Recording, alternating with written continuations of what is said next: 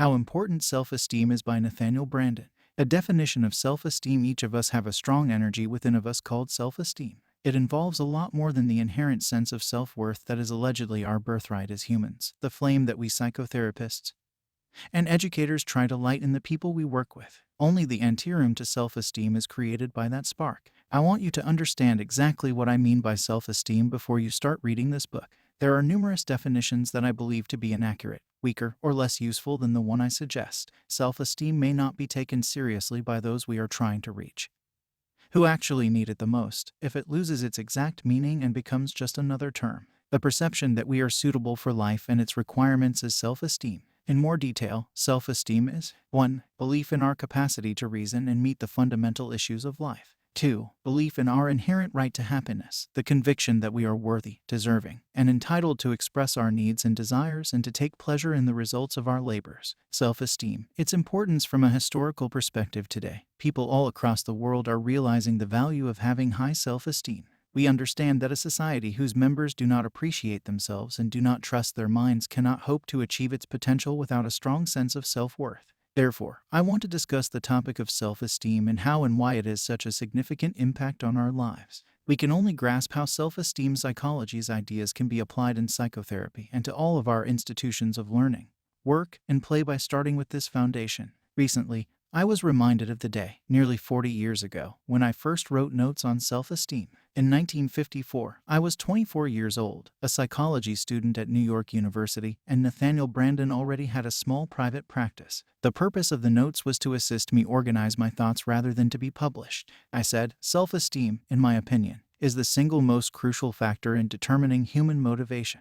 Nevertheless, nobody appears to be writing or talking about it. I'm interested in learning. What is self-esteem? What factors affect it? Why does having it or not having it affect people's lives so drastically? How can one prove that in? There was hardly any information about self-esteem when I initially went to the library looking for it. The phrase was absent from psychology book indexes. According to Sigmund Freud, a child's realization that he or she could not have sexual relations with the mother or father led to the development of poor self-regard, WSA, triggered by a youngster realizing that they couldn't have sex with their parent, which led to the helpless sensation of I can do nothing. This was not a convincing or enlightening answer in my opinion.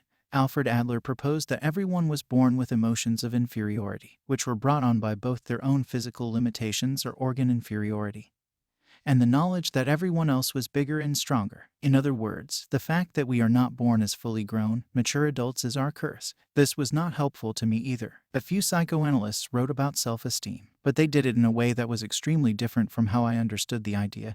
It was almost as if they were researching something else. The Psychology of Self-Esteem, written in the 1960s and published in 1969, was my first significant attempt to address the problems and questions self-esteem raised. Self-esteem wasn't a hot topic until the 1980s in terms of culture. In addition to the increasing number of books that included the phrase and went into various depths about it, more scientific research also started to surface. The definition of the phrase is still up for debate. When one turned on the television in the United States in the late 1980s, one could not avoid hearing statements such, "When he didn't show up for our date, my self-esteem was shattered," or "How could you allow him to treat you in such a way? Where is your sense of self?" We heard the anachronism of a character stating to another in a well-known historical film drama about love and seduction among the French aristocracy, something like, "I've wanted you ever since I first saw you. My sense of worth required it." If educating the public about the value of self-esteem was previously a struggle, the current threat is that the concept may be trivialized. The tragedy is that if the concept is trivialized, people will no longer recognize its significance. The value of a clear definition. It's critical to realize the precise definition of self-esteem. It would be foolish to brush definitions off as mere semantics or to disregard attention to detail as pedantry. In order to think about and interact with a particular component of reality with clarity and focus, we must be able to distinguish it from all other aspects of reality. Knowing our particular objectives is essential if we want to understand the foundations of self-esteem, as well as how to foster it in our children, foster it in companies,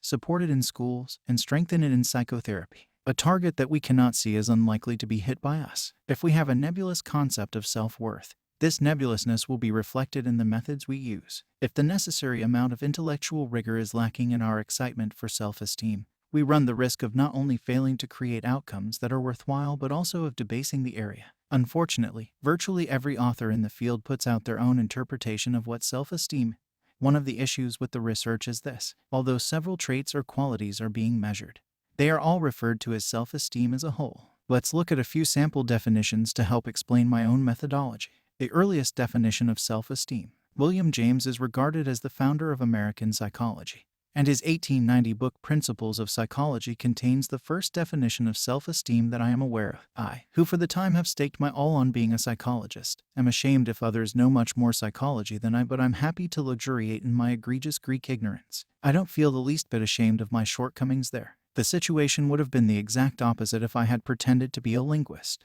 There can be no try without failure, and there can be no humiliation without failure. As a result, how we perceive ourselves in the environment is entirely dependent on our own efforts. Self-esteem is determined by the ratio of our actualities to our alleged potentialities, with our pretensions serving as both the denominator and the numerator of the success fraction. Such a fraction can be raised by both raising the numerator and decreasing the denominator. The first thing James reveals about himself is that he bases his sense of worth on how well he stacks up against peers in his industry. If no one else is able to equal his level of competence, he is confident in himself. His self-esteem plummets whenever someone exceeds him. He is telling us that he is, in a way, putting his self-esteem in the hands of other people. This gives him a vested interest in being surrounded by inferiors in his work life and provides him a reason to fear talent rather than welcome, admire, and enjoy it. This is a treatment for anxiety, not a recipe for a strong sense of self-worth. It is painful to link our sense of self to something that is outside our own volitional control, such as the decisions or deeds of others. The tragedy of so many people is how harshly they view themselves. According to James, if self-esteem equals achievement divided by pretensions, then one's self-esteem can be preserved by either achieving greater success or lessening their pretension.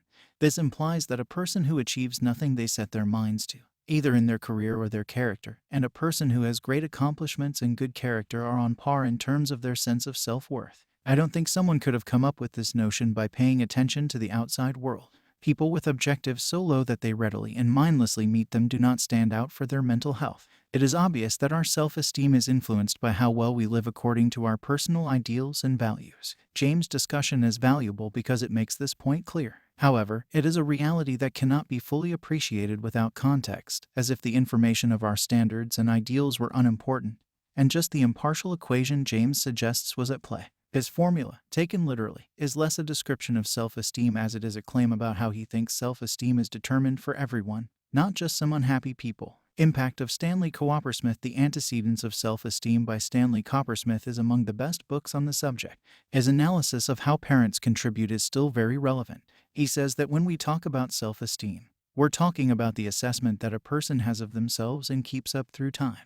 It conveys an attitude of acceptance or disapproval and reveals how much the person thinks of himself as competent, significant, successful, and deserving. In a nutshell, self-esteem is an assessment of one's own deservingness that manifests in one's attitudes toward oneself. This formulation is a significant improvement over James's. It speaks much more clearly to how self-esteem affects us. It does, however, leave certain things unresolved. What is he capable of? We are all capable in some capacities, but not in others. Capable in relation to our endeavors. So must any inadequacy, incompetence lower self-esteem. Cowpersmith probably wouldn't want to imply this, but the implication is left open. What does significant actually mean? Meaningful in what way? Regarded by others as important? Which additional? What qualifies as significant? Does the word successful refer to material gain, financial achievement, successful career, social achievement? What is success in relation to? The idea that success is suitable is not what he is saying when he says that self-esteem contains. Rather, he is stating that self-esteem contains the idea of viewing oneself as successful, which is quite different and problematic in its consequences.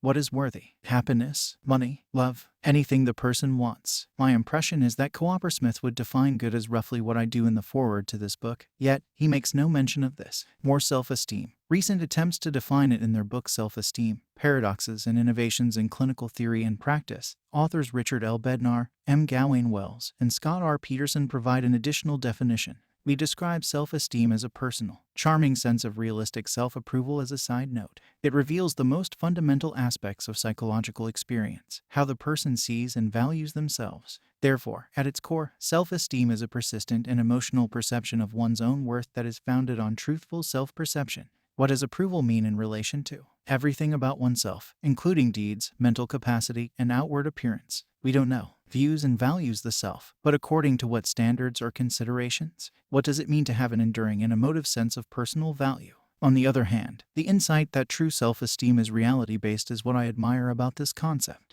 Toward a state of esteem. Self-esteem provides one of the most well-known definitions of self-esteem. The California Task Force to Promote Self and Personal and Social Responsibility's final report, self-esteem is described as appreciating my own importance and worth, having the moral fiber to take responsibility for my own actions and behave honorably toward others. Similar to the previous definitions, this one lacks precision, value, and importance in relation to what? Another issue with the task force's definition is that it includes what is evidently meant to be a fundamental component of good self-esteem, which is a problem.